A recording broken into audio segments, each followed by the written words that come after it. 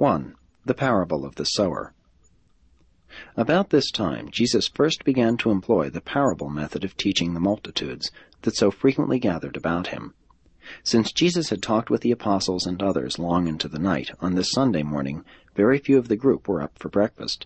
So he went out by the seaside and sat alone in the boat, the old fishing boat of Andrew and Peter, which was always kept at his disposal.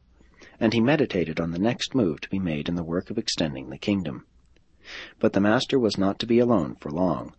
Very soon the people from Capernaum and nearby villages began to arrive, and by 10 o'clock that morning almost 1,000 were assembled on shore near Jesus' boat, and were clamoring for attention. Peter was now up, and making his way to the boat, said to Jesus, "Master, shall I talk to them?" But Jesus answered, "No, Peter, I will tell them a story." And then Jesus began the recital of the parable of the sower, one of the first of a long series of such parables, which he taught to the throngs that followed after him. This boat had an elevated seat on which he sat, for it was the custom to sit when teaching, while he talked to the crowd assembled along the shore. After Peter had spoken a few words, Jesus said, "A sower went forth to sow, and it came to pass as he sowed that some of the seed fell by the wayside to be trodden under foot and devoured by the birds of heaven. Other seed fell upon the rocky places where there was little earth, and immediately it sprang up, because there was no depth to the soil. But as soon as the sun shone, it withered, because it had no root whereby to secure moisture. Other seed fell among the thorns, and as the thorns grew up, it was choked, so that it yielded no grain.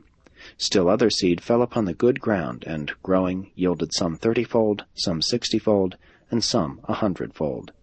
And when he had finished speaking this parable, he said to the multitude, He who has ears to hear, let him hear."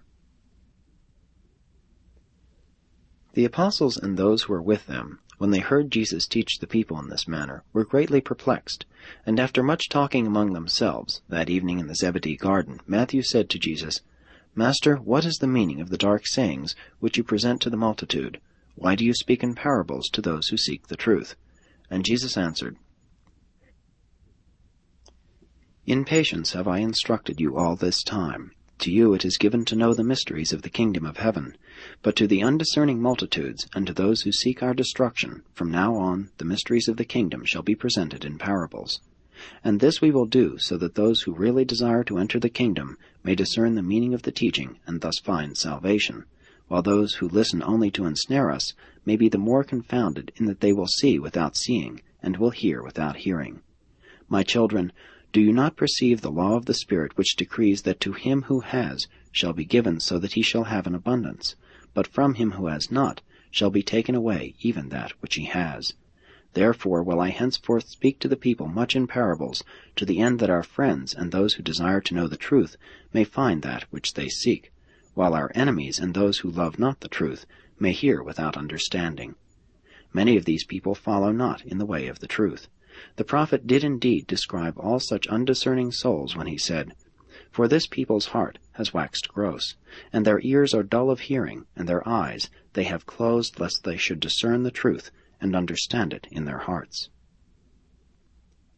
The apostles did not fully comprehend the significance of the Master's words.